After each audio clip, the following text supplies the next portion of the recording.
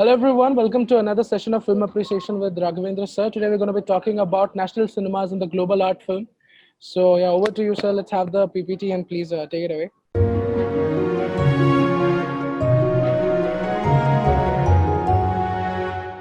Let's begin with what a country and a nation exactly. Let's look at this first. Now, all countries are not nations. Okay, this the sense of nationhood has to percolate. Creation of a country does not create a nation automatically. For example, you can generally get a cultural sense of nationhood by looking at the texts produced by the nation. Okay, the important thing is the people in the country had to have to be made a community with a sense of commonness of purpose, with some sense of purpose, right? And if that happens, then the country becomes a nation, right? This is the basic thing. Now, it has been postulated that the way a country becomes a nation is through things like the newspaper, a modern nation, like through the newspaper, through novels, and that sort of thing, which create that sense of community. Like for example, a newspaper. When you read a newspaper, people get a sense of simultaneous time. This is happening. This is happening. If, for example, I went to London, you go to London and suddenly you look at newspapers, you can't understand anything in a London newspaper. Okay, I go to London, though it's English, everything is there. The Times, I find, is Rachel going to dump Victor? Is the headlines of a particular thing. Now, who knows who Rachel is? Who knows who Victor is? It turned out there were some characters in some sitcom or some such thing. Okay, the point is, it's actually like Greek and Latin. You go to a new country, but the thing is that when you are reading your own newspapers, there's a continuity. You know what yesterday's news is carried forward today. So what happens is that this whole sense of nationhood is riding on the backs of this, and the same thing with for example, novels.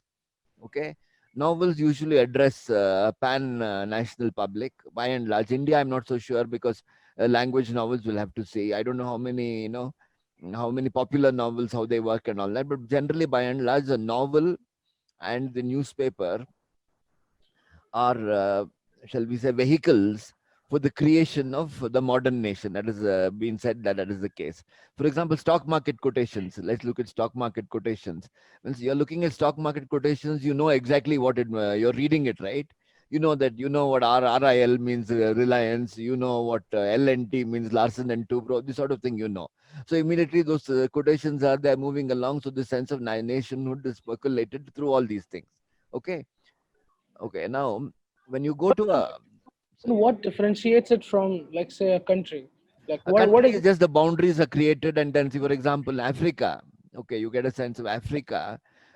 These tribal communities were there, and the countries were created out of the colonial. What country occupied that particular space? For example, Belgian parts became one country. The British parts, Nigeria was British. That sort of thing. So that sense of nationhood is not there.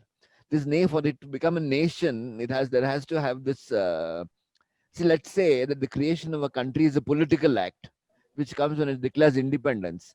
It does not mean that the people already see themselves as a community of some sort. So yeah, nation is making a community of those of one country, which becomes a nation. You get my point?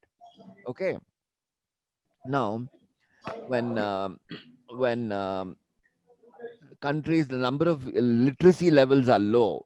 Okay, you need some other means in order to carry forward nationhood of some sort, right? India, when we became independent, the level of literacy was very low. So this whole business of Indian cinema, right from the beginning, I long before independence, were carrying forward certain common concerns. Okay, it's like this, how do you say common concerns? You could say that, there is a certain, shall we say, social history of the nation, right? So the question is, so all Hindi cinema, everything, Hindi, Marathi, many of these things showed similar motives. You can actually look at these motives in various different language cinemas in India, and find that there are common concerns in various things. Hindi cinema especially. Okay, like I said, I think earlier I said the courtroom scene and all this. Before that, the thing of crisis of masculinity. All these are, and subsequently also the angry young man. All these are, at some moment they crop up. Okay, So the point is that in a low level of literacy nation like India, this thing of the cinema plays an important part in carrying forward that sense of nationhood. You look at, in fact, you can, when I was starting to write my very first book, I found gradually that every single story in some way, okay, could somehow be linked to national issues. It could Yeah. made some sense in national issues. Okay, it was quite what do you say? It was quite striking to me. No, not only I don't mean movies like Upkar and Mother India. Even Padosan had national issues. Believe it or not, I don't know if I told you this. Yeah, yeah, Padosan, yeah. yeah, I told you about that. I mean, the point is that something, I mean, like that is actually dealing with the thing of, people are responding to certain common social experiences across the nation, right? So the question is, what happens is, um, the so what happens is, this is not necessarily conscious. By and large, nations try to promote their own culture, so to create the sense of nationhood.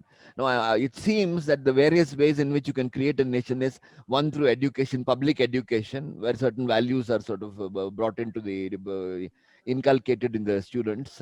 Another thing is commemoration of public events, compulsory military training.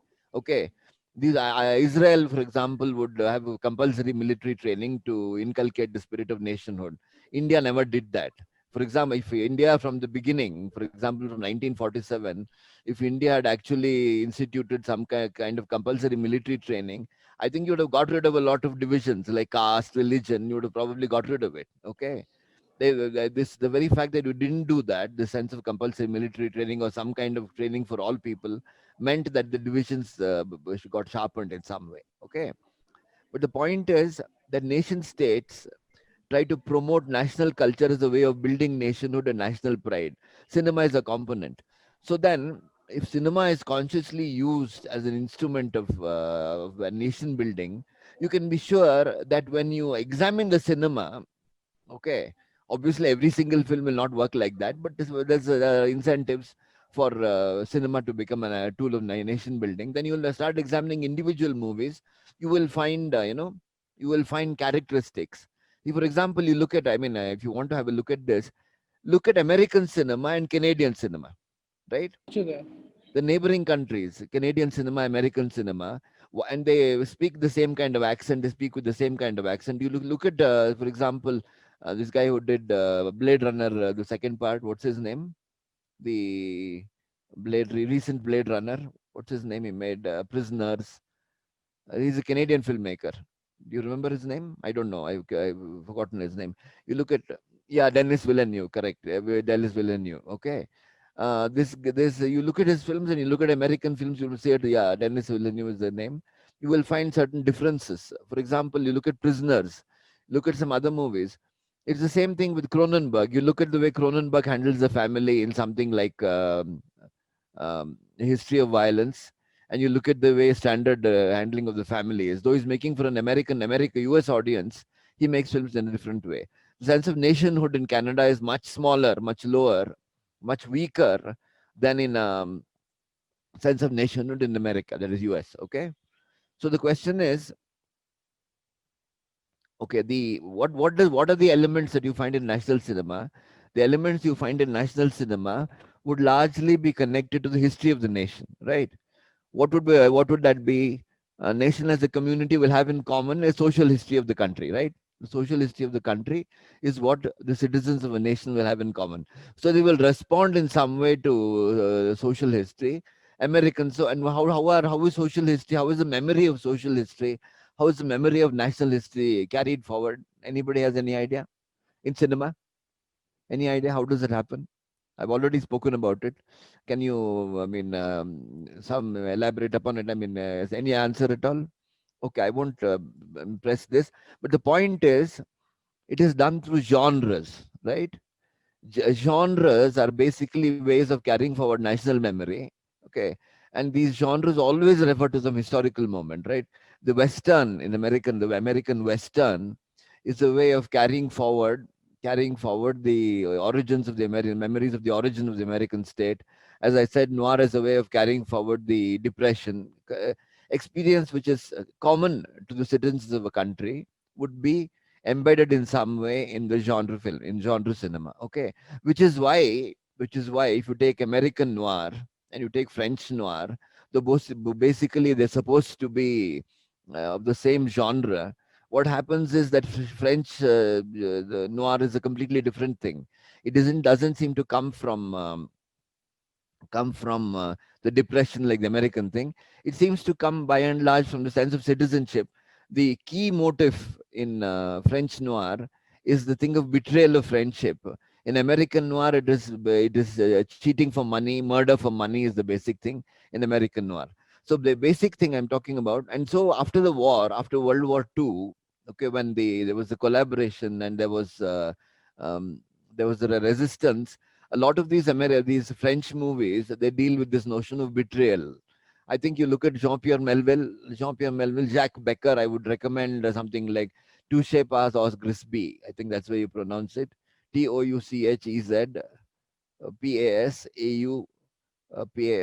Grisbi. Okay, these are but basically the noir is a thing of betrayal of friendship. Whereas you look at Postman Always Rings Twice, you look at Double Indemnity, it's betrayal for money, not betrayal of friendship.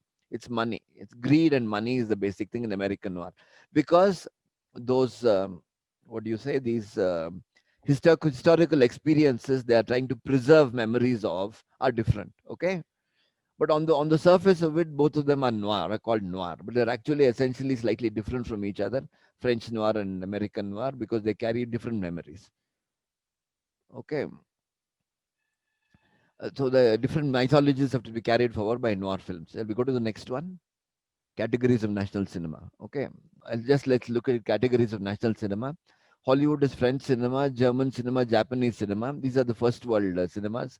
Then you have post-war national movements. Okay, post-war national movements, post-war national film movements are like your, uh, French new wave, Italian neorealism. So you will find that all these movements in some way which are country specific. French new wave happens only in France. It doesn't percolate into some other thing. Like why didn't the French new wave? After all, if it didn't have any national characteristics, why should it remain in France? Why shouldn't it catch on in, say, for example, in Belgium? Why doesn't catch on? It's obviously a national movement, and the French New Wave came out of France was at the head of the top of the intellectual life in the world in the 60s, with the Jean-Paul Sartre, with all these guys, the philosophers, and I think around 60, say 60 in the 60s, it really went to the top of the world. Okay, so you could say that the French New Wave was actually a product of the French cultural renaissance of some sort, which culminated when? Where did the French cultural renaissance culminate? 1968, right? Paris, right? It culminated there. So it led to that. So that is the French New Wave. Italian neorealism came out after the war, after the killing of Mussolini, the defeat of Italy in the war. It came out after the war. And during the war, there had been like a fascist cinema, what is called a white telephone film or something. It's a Yeah. very glamorous kind of stuff. Would you Yeah, yeah, consider? okay. This is an interesting question. I'm brought you brought it out. Actually, Indian cinema not so many genres. You can't find them. The mythological is a genre in Telugu and Hindi cinema. No, Telugu and Kannada cinema. It's not a genre in Hindi cinema anymore. Okay, it was a genre only up to 1942, 43. 42 was the year, I think, the mythological. But there are no Indian genres that way. As I tried to spoke earlier, one of the basic things is historical memory is not maintained by genres in India. They seem to somehow look upon history itself as an instance of myth. I don't know. I mean, does that make sense to you? I mean, What do you exactly mean when you say like history in the sense of myth? history is an instance of myth. When I say that, I mean that when film, I mean historical events take place, it is interpreted by the public as an instance of mythology. Am I? For Am I? example, Am I? or How do I put like it? How do I put it? any Look, film that you could talk about specifically. No, not so. It's. I'm talking about historical events. I would Ex- say that India's leaders would be seen in terms of the mythologizing of, like, very fact. You talk about Gandhi as eternal values, right? True, true, true. Okay, when you talk about eternal values of Gandhi, I mean, no other leader, including Lenin in the world, Yeah. his political message is called eternal, right? Okay, how are Gandhi's values eternal when he advocated panchayat thing, the village? Okay, obviously they're not eternal, right?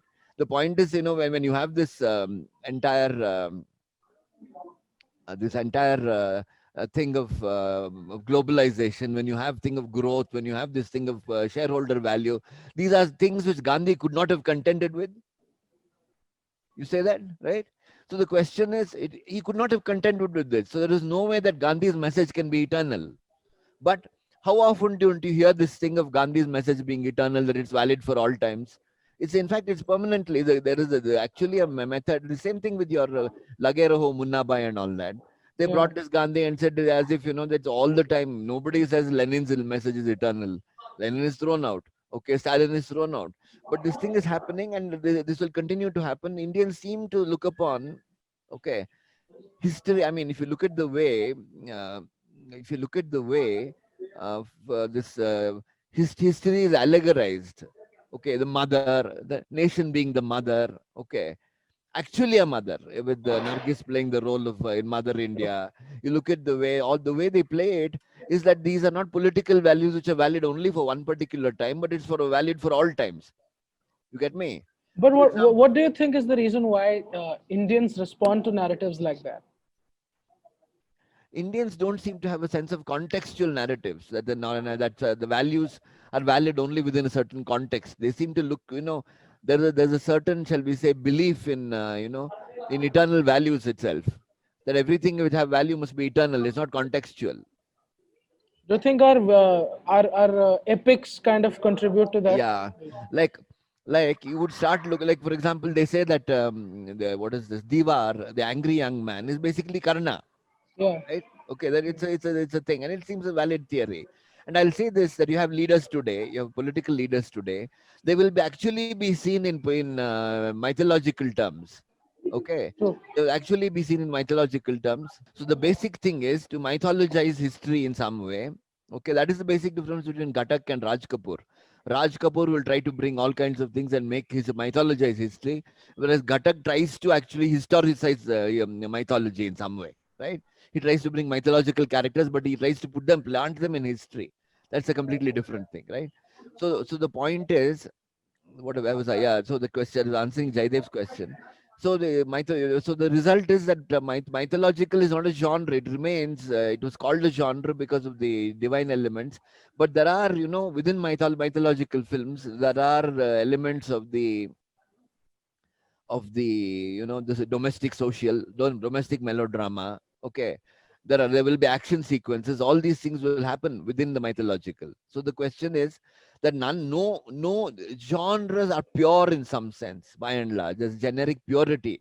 Okay, by and the Indian genres are not pure. They seem to be largely a creation of audience expectations. Okay, so this entire thing of calling it a genre itself is, in India, I would not talk about it now. It will just go on and on and on. I'd rather not talk about it. Let's talk about it. But the point is that Indian genres are not like that, not like this. But there are generic elements, but there are no distinct genres in that way. Even the horror movie has romance. The horror movie has fights, which you won't find in Cronenberg, right? So the question is that these are all elements which turn up in Indian cinema. I won't go into that now. It will get too complicated. Okay. So then you come to this. So coming back to what we were discussing about the post-war national film movements, Yeah. say in countries like France, there was the French New Wave movement. So what is the reason? Do you think, like, of course, as you mentioned, France was the intellectual kind of, it was up there. So Yeah. what do you think is the reason why it didn't kind of cross boundaries and some other countries with distinct Yeah, this is my thing that I'm saying, that basically even the movements, film movements like these are basically responding to local history. See, for example, they're responding to local history in some sense. The French New Wave came out of the Cahiers du Cinema, which was a thing. It doesn't seem to, for some reason, it doesn't. There's no reason, for example, why Italian neorealism should not have gone over somewhere else, right? But it was a very specific response. I mean, there is nothing particularly Italian in that way that in Bicycle Thief, it could have been made somewhere else. Okay. But the point is, it seems to localize, be created by nationalists. I'm giving you the examples. The same, look, for example, what did Japan go through? It went through the war and defeat, right? Yeah, What did New German cinema go through? Defeat and censorship for a long period of time. I mean, yeah, Western censorship for a long period of time. So what happened was New German cinema came out in 1970. Okay. yeah. French New Wave is very difficult to say, but the point is it didn't spill over into any other country. It didn't go into Belgium. It didn't go into Holland, right? So the question is, French New Wave was very specifically Paris-based. It was that the Cinematheque was created. Okay, the French Cinematheque played a large role. It's very difficult to say why the French New Wave. What is national about the French New Wave? Exactly. Yeah, but the point is it didn't spill over. It seems to be stuck there. And I think all this, I think French language made a big difference itself. Okay, use of the French language itself, and they're very language conscious, the French. Okay, this is an interesting point. We'll have to look at why the French New Year was specifically French. But I think I have a thing that it's a national movement like any other. All film movements are national movements. They don't seem to spill over. Let's go into post-revolutionary cinema. Soviet Union, Hungary, Cuba, all these countries, East Europe. Okay, the Eastern Bloc, as it's called.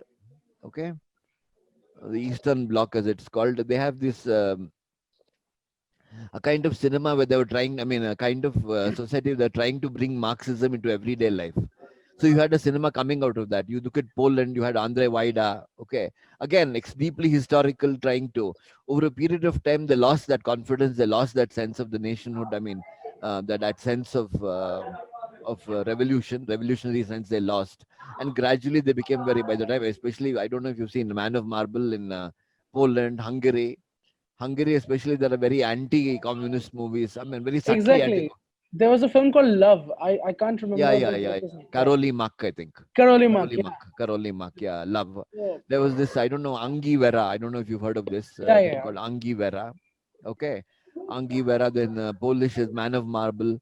Czechoslovakia. See, for example, you look. One of the things. What is one of the things which brought these national cinemas, the Eastern national cinemas? One of the things that brought them together, that was memories of World War II and the Nazis. Those was a lot of, shall we say, the communist cinema from people like Istvan Zabo.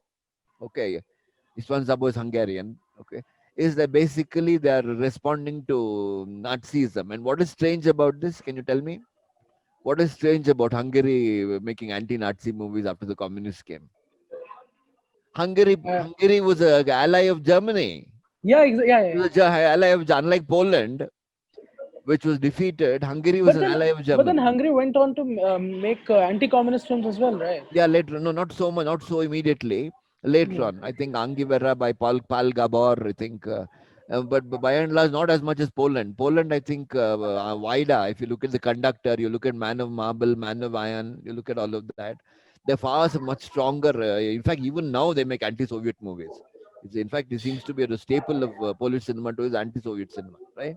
Yeah. So that they are always examining Stalinist history and all that. So these are post-revolutionary cinema. Cuba is another. Yeah.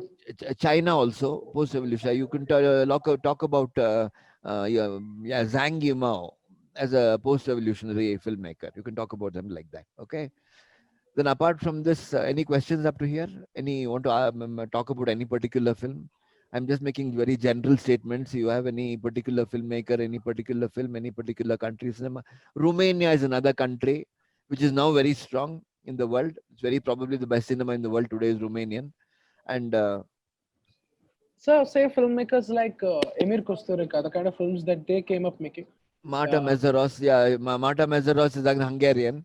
Marta Mezaros was very ardently communist, and I think she was married to this Miklos Jancho, and Jancho is probably the greatest Hungarian. But again, deep faith in communism. Even after communism fell, after the communist regime fell, This Yancho made a couple of kind of veiled pro-communist movies.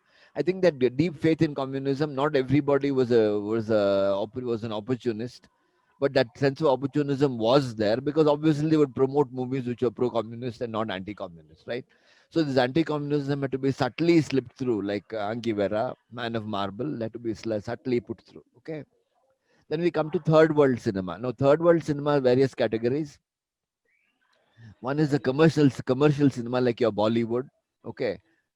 Can you talk about What of bicycle thief directors film, sir? Okay. uh, Uh, Jessica's films? Desika, yeah. I mean, that immediate thing of realism went away. He started making melodramas later on. Desika, the Garden of the Finzi Continis. I think you should probably look at that. He's not a very important director in his later films. He's not so important. He was making basically melodramatic films, but his first two or three are the ones very important. Okay, the later films are not considered to be part of neorealism. Okay, they were more melodramatic films. Okay, he was When also an actor. exactly did neorealism die out, sir? It didn't die out. See, for example, all of them started off right. Fellini, okay, Antonioni, Rossi, okay, Pietro Germi, Monicelli, all of them began as neorealists. Some of them made more lauded films like De Sica, Rossellini, Visconti. The others went off in other directions. Fellini became personal, right? You can talk about La Strada as a sort of linking thing between neorealism and his own kind of personal cinema, right? True. Then you had Antonioni, which, if you look at his early films, very neorealistic, something like a chronicle of a love. It's extremely a story of a love affair, or that's what it's called. It's very neorealistic in many ways. But then, as you go to the later films, it goes off into something else, like La Ventura. After La Ventura, it goes somewhere else. I told you about post-war cinema, right? Yeah. Post-war cinema led it somewhere else. Rossi became explicitly political. Okay, Pietro Germi went off into comedy. Okay, Yeah. yeah, but if you look at something like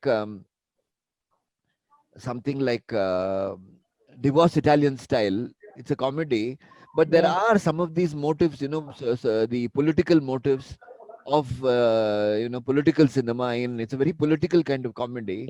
It's not as straightforward comedy the way you think it is. There's a lot of stuff there like that. I don't know because I don't know. People may not have seen this movie. There's a lot of political messaging in that movie. Okay, the point is that once that immediate response to the war ended, there was no longer any relevance to neorealism as a movement, and they took off in different directions. Okay, is that okay? A satisfactory answer for you? All right.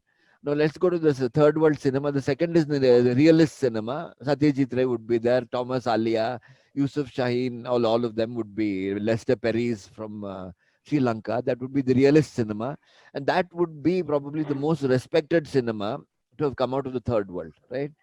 And it's also probably even today probably the best most enduring cinema that you can come out of the third world is this the 50s by and large. Okay, they Why do made you think the third world cinema had this kind of a demarcation? Like, there was a commercial cinema, there was this realist cinema. yeah, no, it came out of different impetuses. Commercial cinema preceded the independence of the nation, right? True. When you Yeah. say third world, it means former colonies. Okay, Yeah.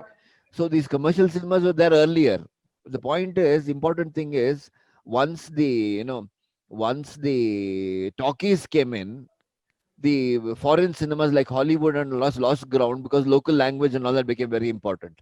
So then they got a fillip impetus. For example, Hollywood cinema was ruling the roost in the silent era in Indian cinema. But then when once language came in, nobody wanted to see Hollywood. It started. That's when there was a boom in Indian cinema. 27 songs or something in Alamara. I Yeah. mean, had anybody seen Alamara? Has anybody ever seen Alamara? There's I no doubt it. existing copy of Alamara, I don't think. Has Uh, anybody seen it? Is it available somewhere? I don't think so, right? I don't know. The National Film Archive fire after No, they that, there don't was have it. no. They don't I have don't it. No, think they there's lost other any. films. They haven't lost. They never had Alamara to begin with. But the important thing is that this second thing, that is the original thing, was the commercial cinema. The second kind of cinema was this national cinema created by Satyajit Ray and all that. The point was when the arrival of the nation and the create, like for example in India, there was also an art movement. Okay, there were other kinds of movements, the theater movement, there were various other movements also. So Ray came out of that cinema, but Ray didn't carry forward. I mean, Nothing, nobody took anything from Ray. It seems to be that it seems to have ended with Ray, that entire thing of national cinema, the way he did. Later, later I mean, art cinema is some completely different kind of category. Okay. Then the third one is called third cinema. The That's third right. cinema is a radical left-wing cinema, which came out in the 70s, 60s, 70s. You look at that, for example, Glauber Rocha, Brazil, Usman Sembene, Senegal, Yilmaz Guni, Turkey. All of them went to jail. Actually, went to Yeah. where they worked against their. They went to jail. In Indian cinema, I don't know who would you call Mrinal Sen. I doubt it. I don't know. Mridal made very left leaning films. Yeah, but I don't think these people were really. I think you're really breaking new ground in some sense that all of them are. I But don't know if but Mrinal Mrinal Sen is. cinema is Mrinal Sen kind of started that experimentation in terms of form with that ideology. Like Not really. He was. like I say don't know. Padatik film, like a film like Padatik, No, wouldn't you no. call? If you take interview, they're not sustaining interview. He didn't pay much attention to. I think to form at all. He was trying to do something. I mean, I think he was afraid of being called aesthete. There was a problem. He didn't want to be called an aesthete. That was a big problem for him. Okay. But amongst all the filmmakers that were working at that time, say even Probably, yeah, yeah. he Probably. was the most political one. I He mean, was probably the most political, but I'm not so yeah, sure that he has his place among these what is called third cinema. Okay. John Abraham, yeah, John Abraham much later, no? John Abraham 80s came I much think. John later. Abraham came in 80s, I think. Yeah, I mean, yeah, he came very. I'm saying all these movements. Okay, John Abraham is one of a kind. He didn't belong to any movement. Okay, that sort of thing happens, but he didn't belong to the what is called third cinema is in 70s. John Abraham came in the 80s, right? Much later. Yeah, Okay, so let's go to the third one, the national cinemas and film festivals.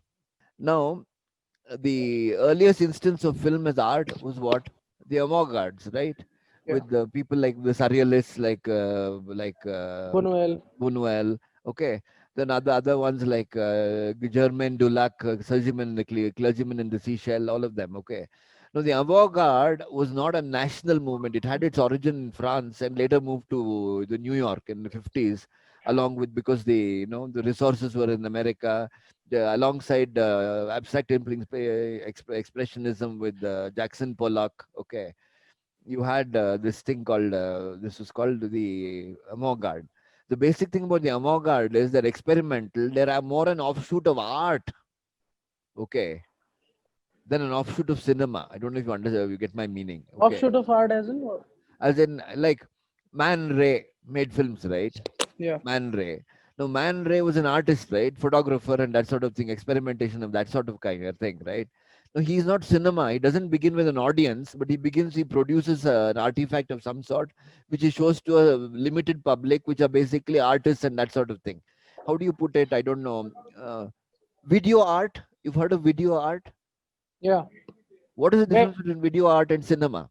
the purpose is different. Like it's about it's displaying the It artwork seems rather to begin than with the the cinematic. artifact. First of all, Yeah, it's very low budget. Okay, it begins with true. the artifact. Okay, rather than with the audience. Whereas your art cinema, you need an audience first. Okay, you need an audience, and you make art cinema for that audience with certain production values. Whereas this, when you look at avant-garde, Man Ray, you look at video art. Yeah, video art is still Maya Deren. No, Maya Deren also avant-garde, but she belonged to the American avant-garde after 1950. She's much later. Okay, the avant-garde is not did not die out as a movement. It lost ground in Paris around 1920s, 30s. It's lost ground, but later on when art moved, see like Andy Warhol, right? How is Andy Warhol known? He's He's an known for like artist. yeah, he's an artist. Yeah, He's an artist, right? yeah, The question is when he made movies like Empire State, the same thing with other people, right? So Maya Deren would be part of that. It's part of an artistic movement, not a part of a film movement. So that you have to look at the avant-garde like that. So the avant-garde. So the point is because it's an artistic movement. One of the basic things about an artistic movement is it's not national so much by and large. Artists are not one of the things is the artists don't seem to rely on a public. You understand my point? yeah. Okay, artists seem to exist in a completely different space. They don't seem to need a public at all. Okay, whereas cinema begins with a public. It needs a public. You get my point? Okay, so that makes a difference. So the avant-garde from the first was never part of a national cinema. They were cosmopolitan. They happened to conglomerate, collect in Paris in some way. Okay, Maya Deren, Stan Brakhage, all these guys were the American avant-garde in the 50s. We were alongside abstract expressionism. There's a film by a man called Emile de Antonio. You can try this out. I forget what is the name of the documentary on American art. It'll be an interesting one. But What's the name? Emile de Antonio is the name of he's basically a political filmmaker. I forget what is the name of this documentary he has made on American art. Emile D. Antonio. Okay, Okay, I mean, Emile D. Antonio. He's a left-wing guy. He's made a movie on Vietnam. He's made a movie about the McCarthy hearings. He's made a lot of movies. Okay, but the important thing is just remember that the avant-garde is not part of cinema but part of art. So it's like the visual art, for example, what is called visual art today. If it gathers steam in some way and does well, visual art would be an extension of avant-garde practices, right? It doesn't depend on a public. It depends on experimentation directly in the medium, but it doesn't seem to require a public. but just say if it's like it is focused around the artifact, how would one how would one contextualize it in terms of cinema? Like how does avant-garde where does avant-garde stand in terms of cinema? Well, you take Buñuel. Buñuel became a filmmaker. Yeah, Earliest thing. Maya Deren, but the point is Maya Deren will not be shown anywhere. Germain Dulac is shown sometimes in these the Goethe Institute and all that. Okay, yeah, I mean that's true. In some way it is true. But if you take, for example, another guy, say New German cinema, there was this other man who made this movie called Hitler, a film from Germany, Silberberg. yeah. Public may not be required. Well, that's an opinion, but the point is that cinema seems to run on. Susan Sontag herself is not exactly a film critic, right?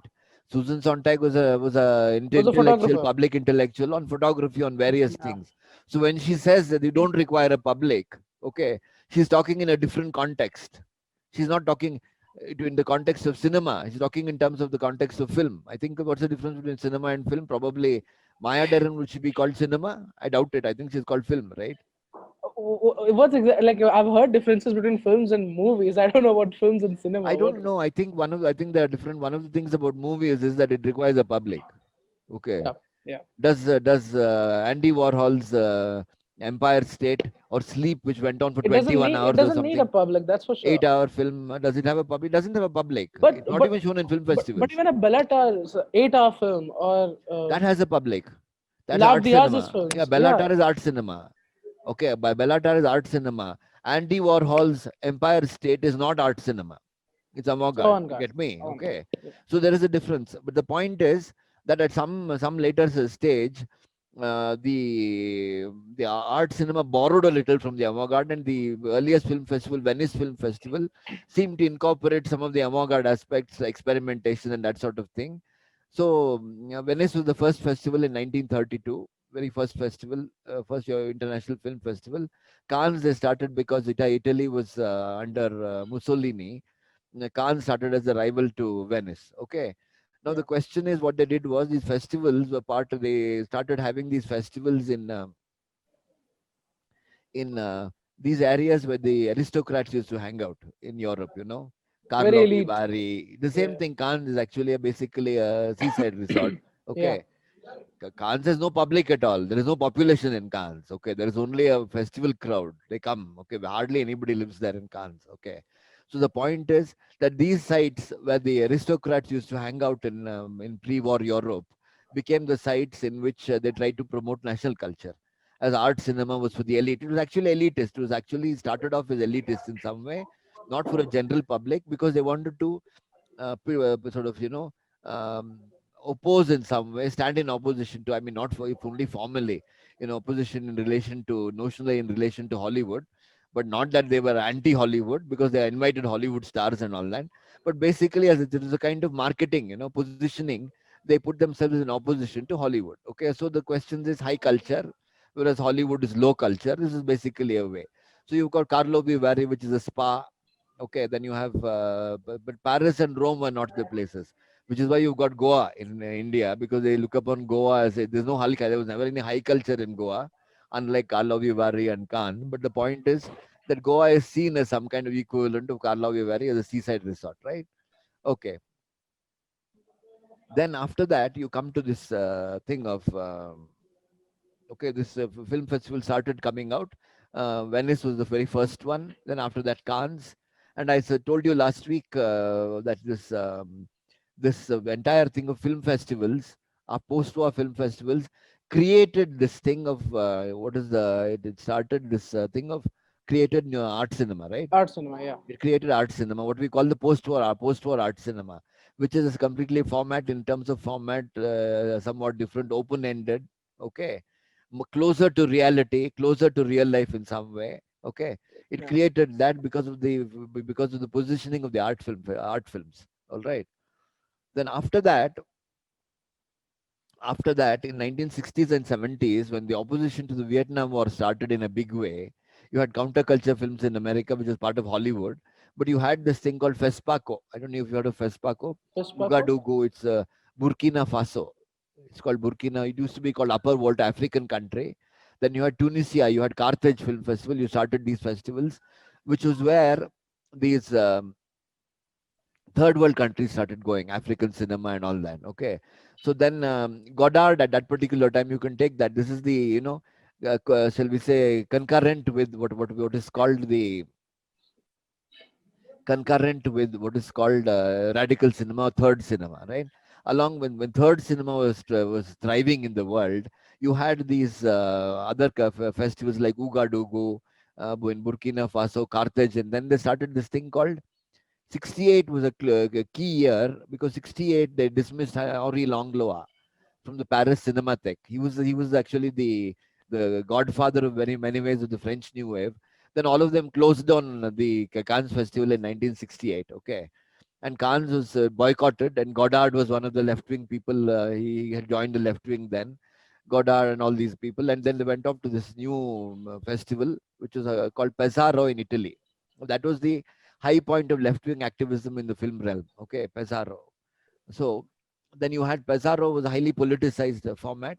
Okay, and then various intellectuals started coming.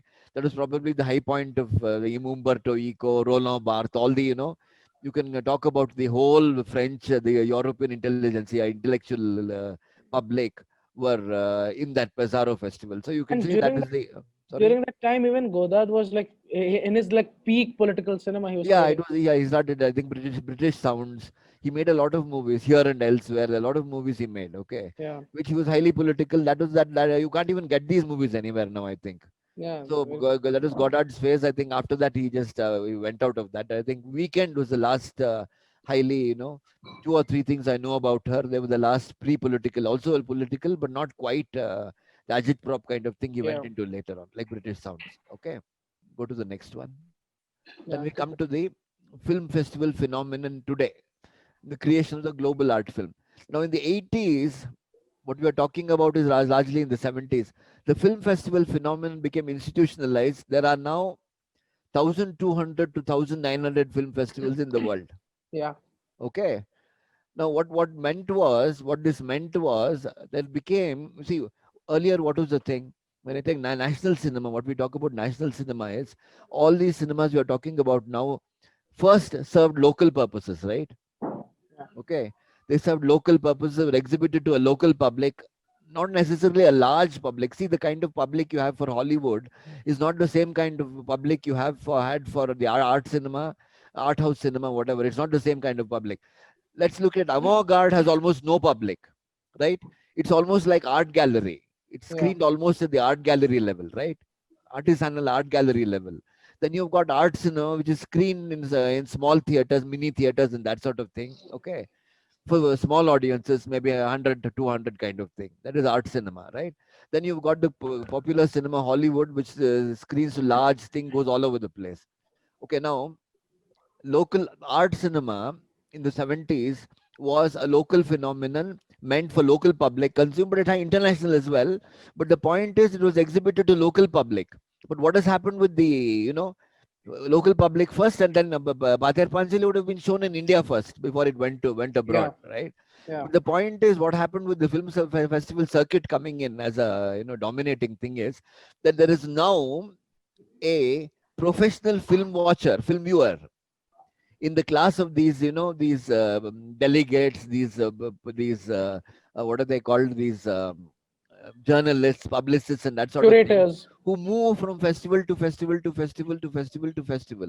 So if there are 1,200 festivals in the world, many of these people are moving. They spend 1 week in their house and then they move to this festival. Then they spend 2 days there, then go directly to some other festival. So that actually what is happening is that the first people who see let's look at, for example, something like The Disciple. Yeah. Where was it seen first? Venice. To seen at the festivals, right? Yeah, So the yeah. point is, what is happening is the festival has become the first place where movies are being shown. Okay. So Why the do you think that question is, happened? uh, Why do you think that happened? it's happened because of the proliferation of festival, the circuit itself, and the methods of exhibition have changed. Everything is changed. So the And question even is, like certain festivals, they give you a certain kind of a preference if the film is your world premiere there. yeah, correct. So the question is, I don't know exactly what the details of the organization of the film festivals, how this happened, but there's so many, and so many are coming up every day, that there is a festival crowd. You go to a film festival in Goa. Where is there a public in Goa There's watching a not a film, right? There's hardly any public. There are occasional Goans there once in a way, but most of the people who come to the Goa Film Festival are guys who are not locals at all. They're basically Indians, but they're also foreigners. They come here, they're invited there, they come and they come as delegates. So it's the yeah. same with all festivals in the world are like this. Okay, there are delegates and there are people hopping from festival to festival. What this does is, what will happen to this is, there is no in Cannes. There is no local public at all. There is no local population at all. It's all by and large people who come to this festival. It lives, works at the time of the festival. Everything is built up to that. Okay, but what happens is premieres of movies become the key event. Stars visit and becomes a glamorous event. And the question, there are so many platforms. Okay, so many platforms on which films can be shown, that every film gets shown some here or there, and people keep coming. And there's a huge public for all these festivals, but they're all moving public. They're all festival hoppers in some way. But what is happening is, it has created a new kind of cinema. Okay, Yeah. you look at the Disciple, you know that the Disciple, I don't know how it's going to work in India. Is it going to be seen at all in India? Who's going to see this film in India? I wonder. Okay. It has definitely created a new kind of audience, but what kind of audience is that? It's created a new kind of cinema, is my point. Okay. Now the question is, Western audiences who go to film festivals are looking for anthropological encounters with unfamiliar cultures. They want to see an African film which shows you what is happening in Africa within you nothing about, right? Then what is happening is these old festivals, Ouagadougou, Havana, Carthage, they don't get the best films at all from even from their own regions. So all those films are going to your Western film festivals. Okay, so then another big thing, there's a proliferation of students coming from third world countries going to these countries. So when Africans make a movie, I was a jury member in an African film festival in Zanzibar. The first prize we gave it to was impeccable in terms of the quality of the filmmaking. Okay, then Yeah. you look at it, you find that the cameraman is French, you find the editor is French, you find the actor, finally it's a director himself who belongs to Mali or belongs to Burkina Faso or some such thing, right? But the point is, everybody else belongs somewhere else. And even that French director who's from Burkina Faso or Congo or some such place, not so much Congo. Okay, that person himself will be schooled in French thing. He will speak French. He'll be extremely that sort of Yeah, thing, right? that happened. Like say, there was an Indian film in the festivals of it's called Gamak Ghar, and the Okay. director is from like Gamak Ghar. It's set in Mithilanchal, Bihar, Hmm. and the guy is from Bihar, but the kind of gaze and the way he treated the film, because he Yeah. was educated in London, so he's looking at it from that lens. So No, look, you're asking me if it's a bad thing or a good thing. Now no, that's a very I'm difficult. just saying where No, no, no. where Yeah. it The contributes to question the somebody's political. asking here, Oh, is a new film formed by festival necessarily a bad thing? Well, it's a matter of opinion. I think it's a bad thing. I'll tell you why.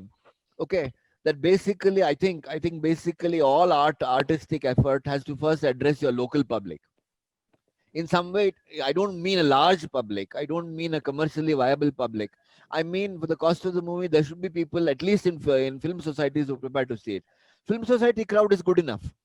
Okay, a film society crowd is good enough if you can get sell tickets or some such thing and manage to, or but the crowd is relatively very small very compared to the small. But if audience. it's a small budget, obviously they can sustain that, right?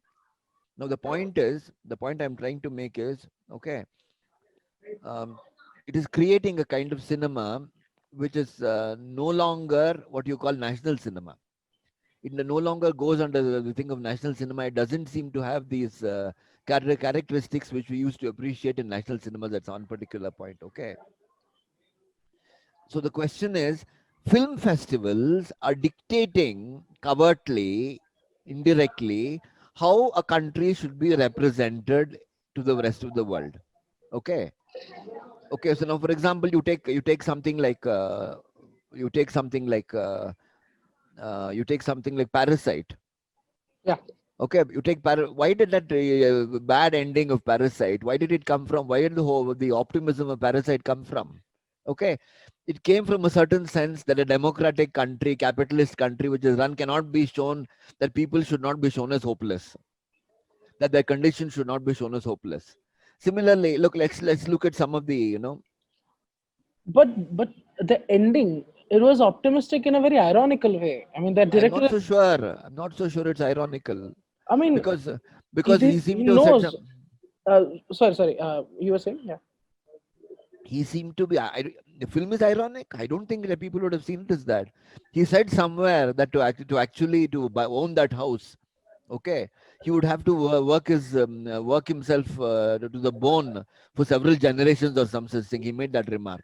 The point is that a country which comes from a film which comes from a nationalist country, from a capitalist country, cannot afford to show shall we say people as without hope, that everybody has a chance, everybody has hope is a basic message. So what happens is the same thing with the other. I'll talk about that a little later. Okay. You've seen this TV series called The Delhi Crime? Yeah. Okay. Delhi Crime, in my technically, it's superior to anything which has been done, like your Sacred Games and all that. In many ways. So the point is, you look at Delhi Crime, you'll find all the technical, the cameraman, the editing, everything is foreigner. Okay, the only Yeah. all of it is Canadian, but Yeah. the director is of Indian origin, right? Yeah. So it's True. not an Indian film at all. So the question is, when you use technicians of a foreign thing and you have so much involvement of foreign nationals in the film, what happens is that the film itself loses its national character. Look, you want African cinema to look like African cinema. You look like Usman Sembene, it's African cinema. You know it's African cinema. Okay. But you're Yeah. getting foreign people, technicians, getting foreigners to come and participate in the movie, to photograph the movie, to edit the movie, to direct the actors and all that. You actually, I don't know exactly. I mean, why I would like you to invite you, so because somebody asked me whether is it an improvement or not. Don't you want a national cinema? Don't you want your cinema to address you? Don't you want your cinema to talk about you to yourselves? That's a Here great it seems point to be. that yeah, that's a great point that you mentioned. And do you think that's because of the proliferation that the film festivals have gone through? Yeah, because what is happening, the primary audience in a film festival is not a local audience. No, local, I True. mean Indian True. audience. From the local country, from the parent country. So the question is, when they know that these people prefer this kind of cinema, there's an incentive for the filmmaker to produce a kind of movie which will be shown, that will be appreciated there, right? Yeah. Okay. I'm a film student. I want to know the audience response in the third world country in terms of film appreciation.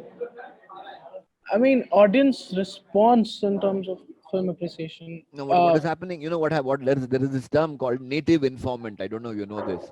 So what is happening is that local, the directors are beginning to report on their own cultures to outsiders, okay, to outside audiences, okay. True. So when you show India in a certain way to a foreign audience, do you really get a proper right? I mean, Russian cinema, for example, Zvyagintsev, I'll talk about it a little later, okay.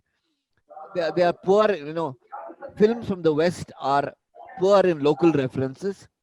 Films from the third world and from exotic cultures like India or China or something are too full of local references. Okay, we'll go to the next slide. I'll explain. Do you think Ray kind of did that, started doing that because No, of no, like no, no, no, no. Ray was using a grammar which is not Indian. yeah, Okay, exactly. That's what I was talking he about. was The using a grammar. grammar which was not Indian, but the reality held up was completely authentic, and it was not. True. He was not pandering to the West. It was True. basically an Indian movie, right? Yeah. This is not true. I'm not. This won't be true. For example, Iranian cinema, more and more. Okay, some glow. Look at Asghar Farhadi. Okay, we know what Asghar Farhadi does. He's Yeah. very competent filmmaker. He's done very well a separation. What he does is, supposing all his movies are like mysteries in some way, Yeah. mystery films. True.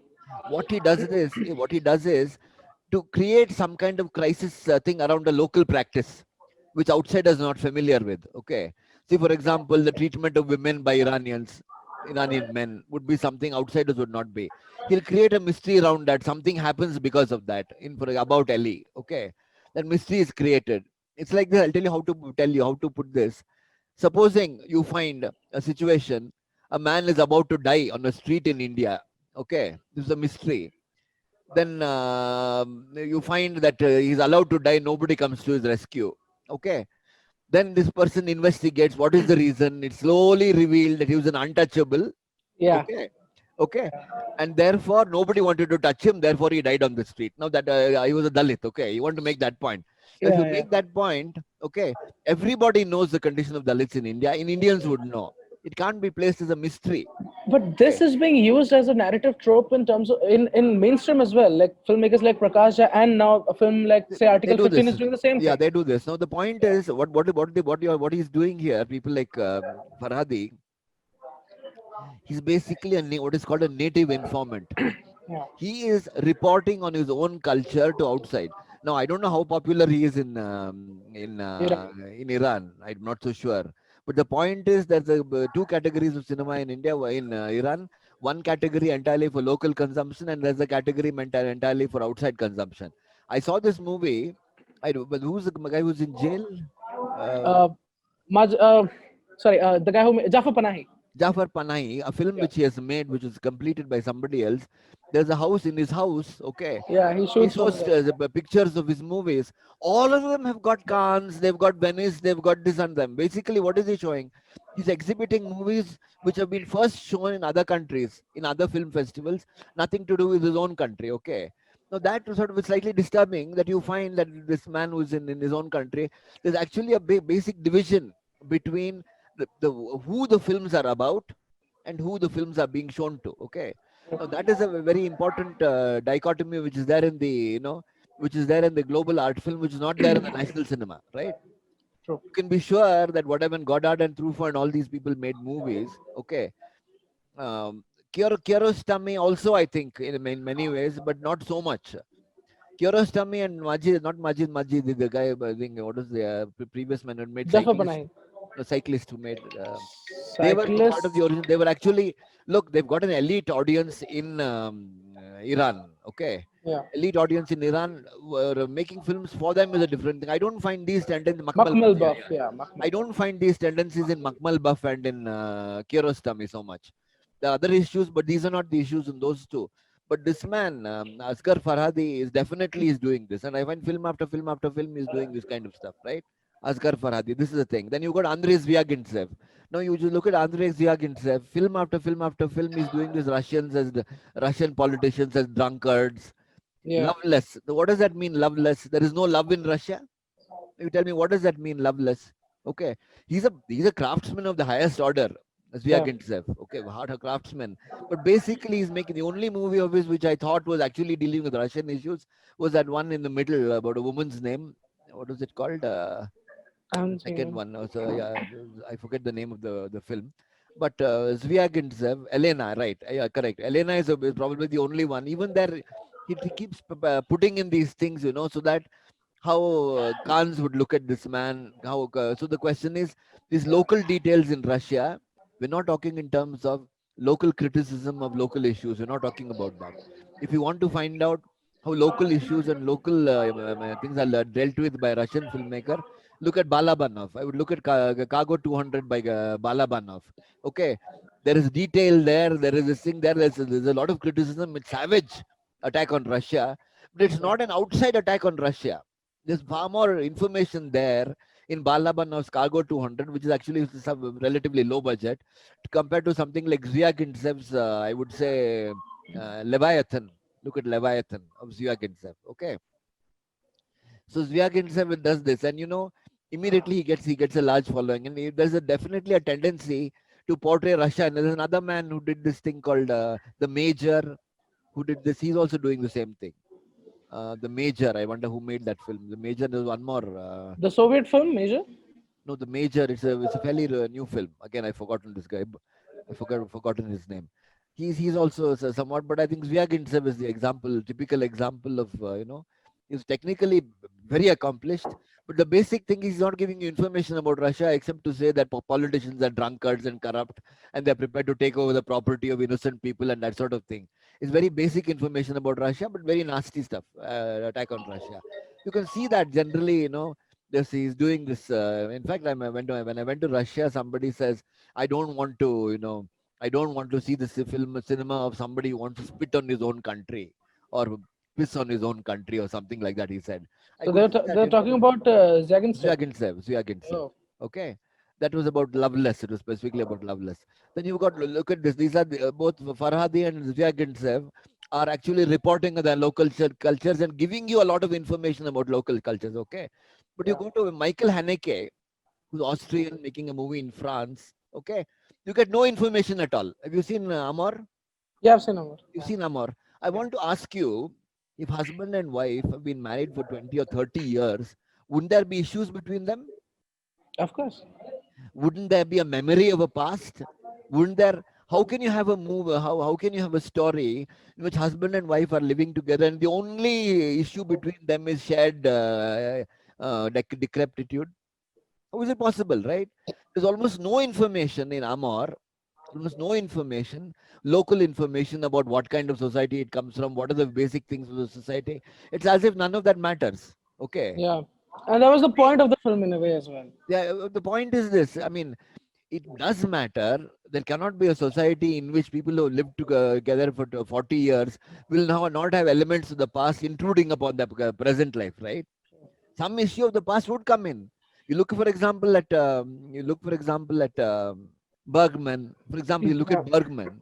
Okay, Yeah. if you look at something like Cries and Whispers, it's a nasty piece of work, right? Also about Yeah. old age and this and that, right? The sickness and all that. You look at the fact they're carrying over so much from the past, right? So much is being carried forward, resentment, this, that. You look at But American movies. the later film that Michael Haneke made was like the White Ribbon film, the White Yeah. Ribbon. That was complete. Yeah, someone says something. Yeah, but are there not many of these films of Iranian filmmakers working within French culture or Farhadi? Yeah, I making- think Farhadi is now. I saw one again lacking. He does something completely different when he's dealing with. Anyway, Everyone you can knows, see I that. think. Okay, there's a, that you can see this. That an European filmmaker, you have this White Ribbon. I forget. I've seen this film. I've forgotten about it. I don't know exactly, but that was a historical film in some sort, set in World War One or so. I'm not talking Post World about War that. One. I'm not talking about that. I'm Okay. talking about dealing with contemporary society, life in contemporary society. Husband and wife who lived together for 30, 40 years would have memories of their past in some way impinging upon the present, right? Yeah. Why is it doesn't? Because the point is that he doesn't bring that in at all. He just look. They don't want to talk about the past. They don't want to talk about this because it's as if all that is unimportant. Like you just go to the film festival to everybody knows what the life in in past is, the kind of thing which was earlier Swedish, the Swedish thing of Bergman or the Italian thing of Fellini. Okay. Like Cash. Cache had something. Yeah, Cache was also just one thing I want to keep in mind. Cache did not deal with French local references. It dealt. Look, we have to make a difference. We can make a difference here between films which deal with ethnic minorities and films which deal with the white majority. They're completely different. You get my point? Cache was dealing with an ethnic minority. You remember? Yeah, okay. So the point is, when an African, I don't know if you saw this movie called Les Miserables last year. Yeah, Les Miserables. Yeah. Again, you're dealing with an ethnic minority. So when you're True. dealing with an ethnic minority, okay, the films again have to be crammed with information. When you're dealing with a white public, you completely remove information. But a film like La Haine, which was dealing with an ethnic minority, Much earlier film, no? 95, yeah, 95. Yeah, okay, whatever. But the point 95, all right. Even Lahane is dealing with an ethnic minority. Okay. Yeah. Already the ethnic minority has come in. Once the ethnic minority comes in, then you got to cram it with information. Okay. Yeah. So the question is, there's a difference. There's a way in which white cinema is shown, white lives are shown. there's a way in which colored lives or whatever lives of the ethnic minorities are shown. Okay, so you can have this. So French cinema treats the two completely differently. Amor is shown because it's white. They show it as without information. Nothing is required. You're dealing with ethnic minority. You cram it with information. Cram it You get with my details. point? Okay. True. Now this is happening. So the ethnic minority within Paris will be treated on par with the Iranian public in Iran or an Indian public in India. This is the basic thing. Okay. Then you go to somebody like Noure Bilge Ceylan. Okay.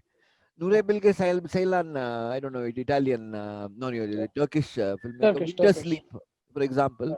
Now, there is a certain segment of the Turkish population. Now, of course, you've got this dictator who's become very Islamic.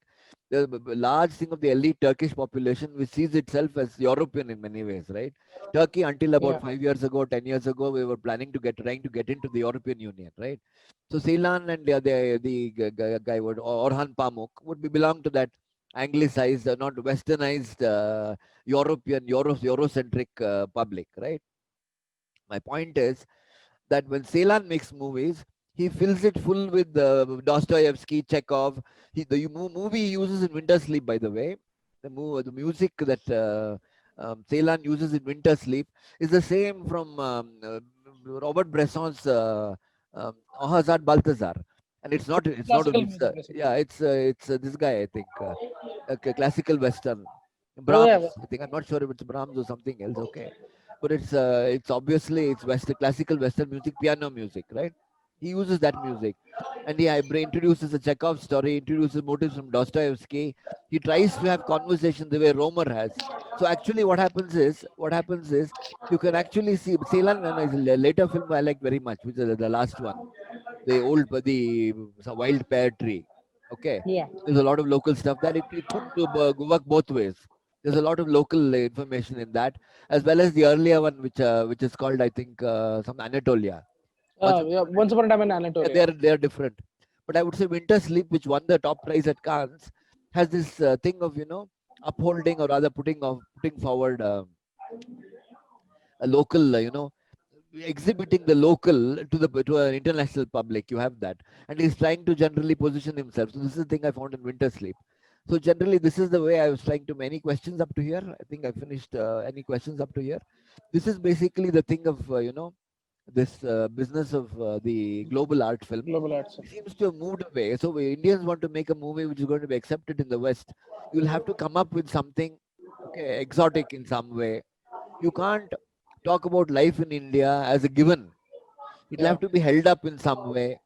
Some Indian, like I would say that this disciple does something like that. Schubert, right? Schubert, Schubert. correct, absolutely, yeah. What Okay. about Dardenne films like what was that? Darden brothers are kind of neorealists without the politics. Okay, they are neorealism without the political edge of neorealism. So they talk about human beings as human beings without them belonging to any class, that sort of thing. But Darden brothers would be, you're right. Darden brothers are somewhat different, but even they, yeah, if you compare them to something like neorealism, from which they obviously take quite a bit, you will find their absence of political thing, no? Absence of political slant to the Darden brothers, very singular. You have a look at these. The absence of the political slant in the Darden brothers, it's very, very singular. Whereas you can say the class thing in Bicycle Thief is very strong, right? It's very strong political. You won't find any political sense in the Darden brothers. Yeah. Okay. Yeah. So, okay, this is it. I've completed. Any questions up to here? And the festivals which don't dictate and encourage authenticity. Don't No, dictate and it's not encourage. that. It's not at the festival. Look, let's get this straight, okay? Yeah. It's not the festival has got a manifesto, okay? It's got a manifesto saying that you must exhibit your country's culture to us, anthropological thing. The point is when you have a certain audience, and that audience is the same audience going around, that international global audience, circuit audience will be the ones who will decide what they want, right? Okay. So the Yeah. question is, all of them are embedded in the global circuit. Right? When they're embedded in the circuit, you will find that there's one common the thing which is appealing to everybody, which is doing this. Okay. Now this is the way that the global art film is. The countries which are in my opinion, which are actually dealing with local cinema, is Russia was, I think, seems to have gone away now. It seems to be sort of losing its way now. I would say Romanian cinema for the past 10 years. Romanian cinema for the past 10 years is extremely local. Okay. Yeah, you can say homogeneous spectatorship of some sort. That is the thing. Yeah, homogenizing spectatorships. Romanian cinema seems to appeal only to Romanian in by and large.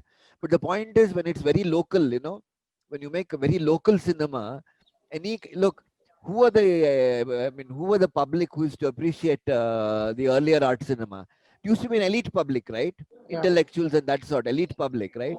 The elite public will understand if the elite public in India would understand the French New Wave. You can take that as a thing.